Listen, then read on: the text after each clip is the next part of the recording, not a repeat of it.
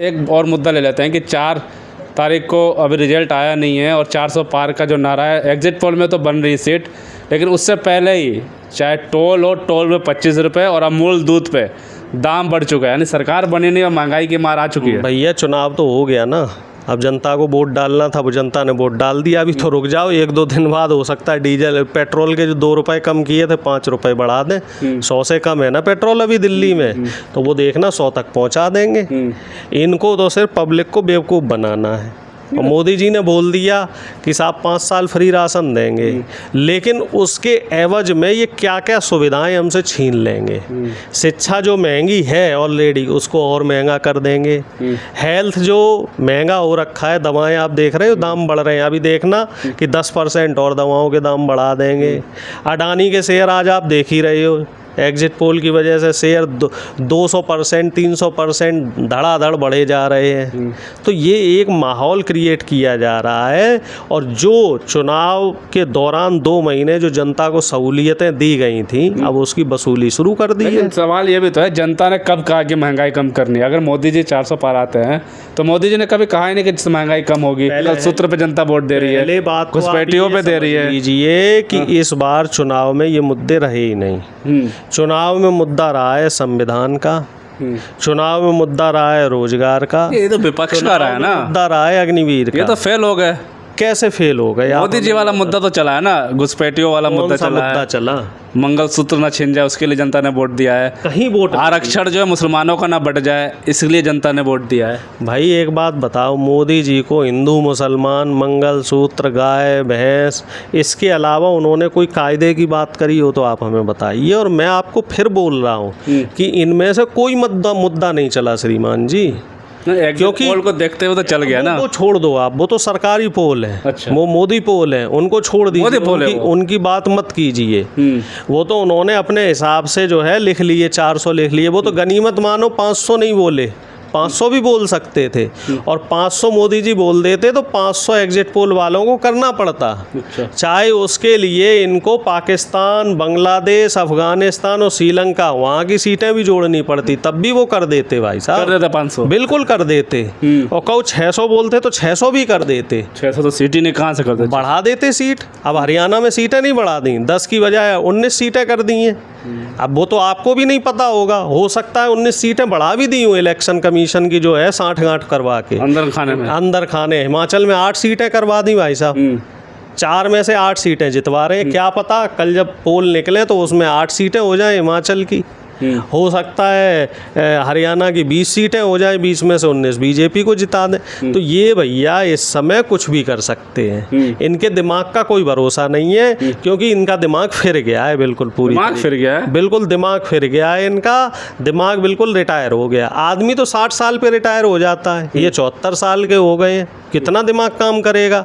18-18 घंटे काम करते हैं, ऊपर से गर्मी 50-52 डिग्री टेम्परेचर देख रहे हो। तो कर दिया आदमी के वैसे साधना किया 2 दिन, कंगना रनावत ने भी किया साधना। तो गनीमत है भाई साहब कि 2 दिन साधना करी, कंगना रनावत ने भी किया। अगर 2 दिन साधना और कर लेते तो यहाँ रूस की तरह कहीं माइनस में टेम्परेचर ना चला जाता।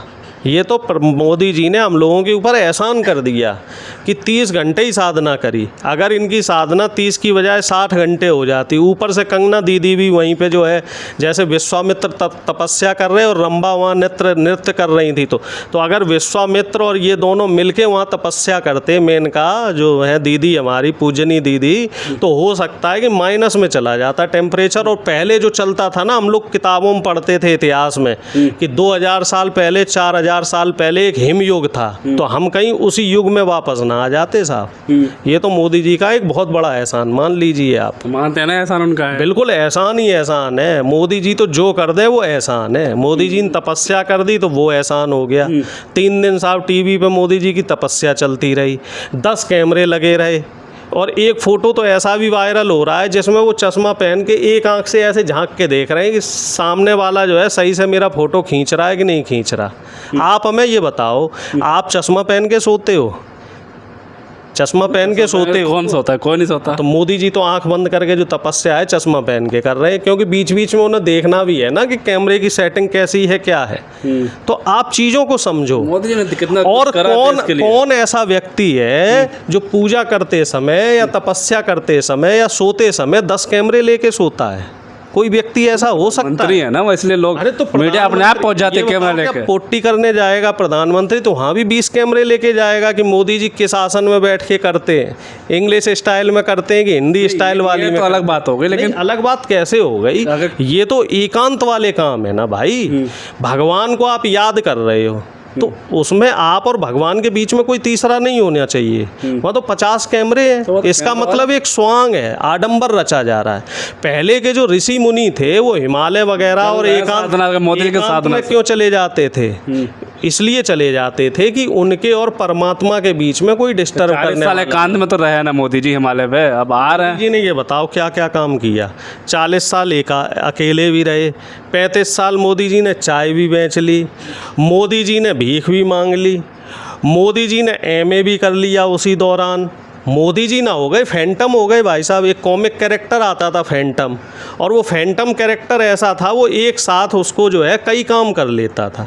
तो उसी तरीके से हमारे प्रधानमंत्री जी भी कई रूप धर के एक साथ कई काम करते थे। मोदी जी का एक रूप जो होता था वो भाई साहब हिमालय में तपस्या कर रहा था, एक रूप आरएसएस की शाखा में जा रहा था, एक रूप मोदी जी का ऐसा था जो बांग्लादेश में युद्ध लड़ रहा था, एक बड़नगर जो है ना वहाँ चाय बेच रहा था, एक रूप जो था वो भीख मांग रहा था। यह मोदी जी एक और रूप उनके अनेक। हम तो साहब ऐसे अवतारी पुरुष को देख के धन्य हो गए, कतई धन्य हो गए। और ऐसे अवतारी पुरुष अगर 10-20 साल और इस देश में रह जाएं तो ये देश तो वाकई 400 साल 500 साल नहीं बल्कि 4-5 हज़ार साल पहले वाली जो पुरा पाषाण काल वाली व्यवस्था है उसी व्यवस्था में चला जाए। ऊपर जाएगा नीचे चला जाएगा। अरे उसी व्यवस्था में, पहले वाली व्यवस्था में। हाँ, कपड़े पहना करोगे फिर भाई साहब वो जो नहीं आग की खोज जो हुई थी उसी व्यवस्था में आप चले जाओगे। क्योंकि दुनिया बात कर रही है आगे चलने की।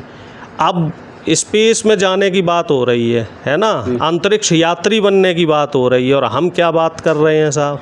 गौमूत्र की बात कर रहे हैं, पुरानी बातें कर रहे हैं, पुरानी धर्म पाखंड आडंबर इसकी बात कर रहे हैं। टेक्नोलॉजी में देखो आप कहाँ हो, सब जगह आगे कर दे। आपने रिसर्च का फंड कम कर दिया महाराज, बढ़ा दिया। रिसर्च का फंड कम कर दिया। बढ़ाया किसका फंड? क्या बढ़ाया? सिर्फ अपने पीआर का फंड बढ़ाया कि जो इनके ऊपर खर्चा हो रहा है इनकी जो प्रचार प्रसार में, सिर्फ उसका बढ़ाया है।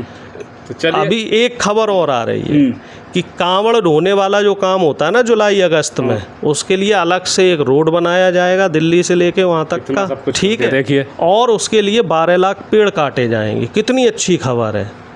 पेड़ कट रहे हैं, इस वजह से टेम्परेचर इतना बढ़ रहा है, ग्लोबल वार्मिंग हो रही है इंडिया में। अब और पेड़ काटे जाएंगे। ये नहीं कि जो पैसा उसमें लग रहा है उस पैसे से कम कुछ लड़कों को नौकरी वोकरी का जुगाड़ कर दिया जाए। धर्म तो बचा रहा है ना, भक्ति के लिए साथ नए कर रहा है ना, बनाए जाएं। अरे भक्ति जरूरत है। हम तो ऐसे लग रहा है जैसे धर्म जरूरी है, भक्ति जरूरी है। हाँ बिल्कुल सही कह रहे हो। धर्म की तो बात आप ऐसे कर रहे हो जैसे कि यहाँ भाई साहब जो है अमेरिका और चीन आके बम गिरा दे रहा है। बिल्कुल यहाँ धर्म ही खत्म। आप जाओगे कावड़ लेके तो अलग रोड मिलेगा, नहीं फूलों से सजा हुआ रोड मिलेगा। हम क्यों जाएंगे? हम तो उस दिन कावड़ लेके जाएंगे जिस दिन बीजेपी के नेताओं के बेटे उस कावड़ को लेके जाएंगे। वो तो अपने नेताओं को साहब, अपने बच्चों को साहब पढ़ाते हैं विदेशों में। आप देखो ना जितने नेता पुत्र हैं बीजेपी के, सबके बच्चे विदेशों में पढ़ रहे हैं और हमारे बच्चों से कावड़ डुलवा रहे हैं, हमारे बच्चों को बेवकूफ़ बना रहे हैं। तो ये बेवकूफ़ बनाने वाला काम ज़्यादा दिन थोड़ा ही चलेगा। अब तो संविधान पढ़ रहे हैं लोग। हमारा जो दलित ओबीसी का बच्चा है वो संविधान पढ़ रहा है, चीज़ों को समझ रहा है धीरे धीरे। तो इतने ज़्यादा दिन जो है महामानव किसी को बेवकूफ़ नहीं बना सकते। चलिए ठीक है, बिल्कुल साफ तौर पर जो है बात कि अभी प्रधानमंत्री तीसरी बार सरकार बनी भी नहीं है और महंगाई का मार जो है जनता पे पड़ने लगी है। दूध के दाम बढ़े हैं और टोल टैक्स पे भी दाम बढ़ गए हैं। अब लोगों का वो नारा याद आ रहा है जब मैं फील्ड में था कि 400 पार का मतलब वो ना हो कि पेट्रोल 400 पार और सरसों का तेल 400 पार। लेकिन एग्जिट पोल में सरकार जो बीजेपी की बन रही है, विपक्ष कर रहा है कि ये जो है बहका रही है मीडिया के द्वारा। होगा कि अब एक रात की बात है, जो भी होगा हम आपको पल पल की अपडेट देते रहेंगे। तब तक के लिए धन्यवाद।